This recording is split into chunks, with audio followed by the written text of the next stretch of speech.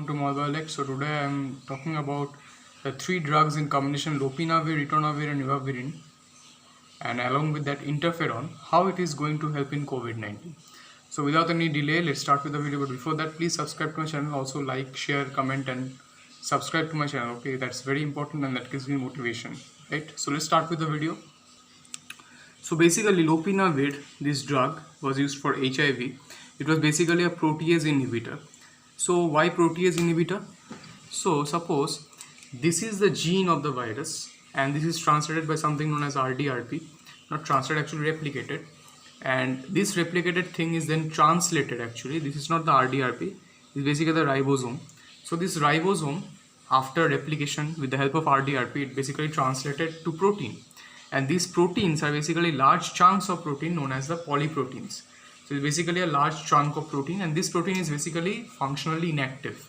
So now our drug of concern, lopinavir, it acts as a protease inhibitor. Now why? Because in case of viruses we also have a protease, and this protease over here, they act to cleave this polyprotein over here. So this polyprotein over here gets cleaved at different sites. For example, suppose where I am pointing my light marker right now, over here, here. So it basically chops the protein at different segments and creates what is known as the active peptides. So this protease contains site, and this site binds to the specific parts of the polyprotein. Now our drug over here, lopinavir, which I am talking about, this lopinavir has this kind of structure, and this kind of structure can exactly bind to the structure present over here.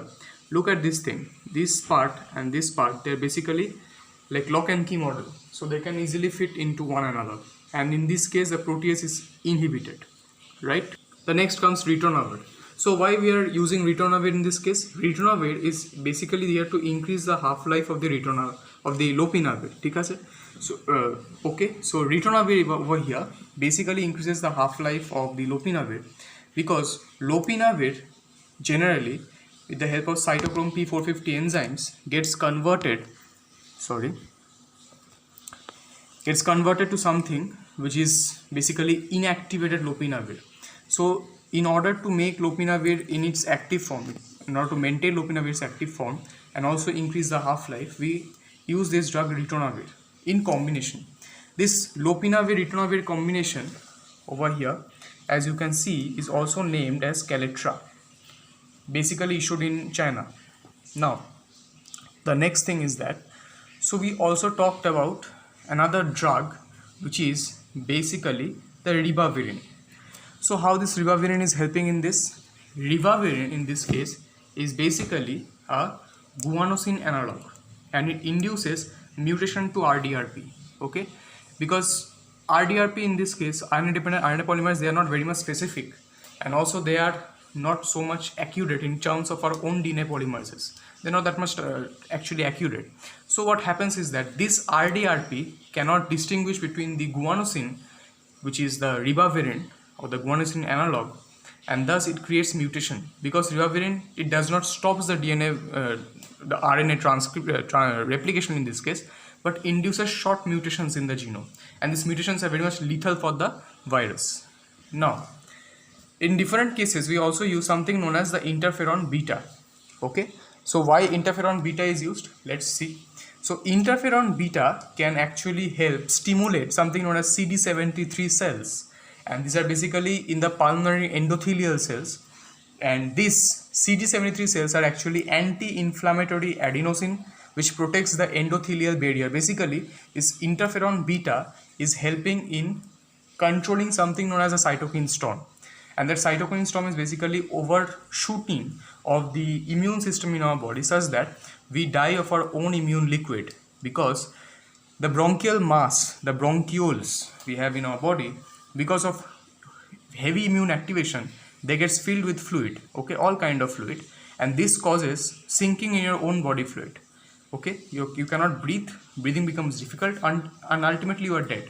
So this interferon beta over here, when combined with the above treatment of ribavirin, ritonavir and lopinavir, so here lopinavir is basically a protease inhibitor, ritonavir increases the half-life of not ritonavir but the lopinavir.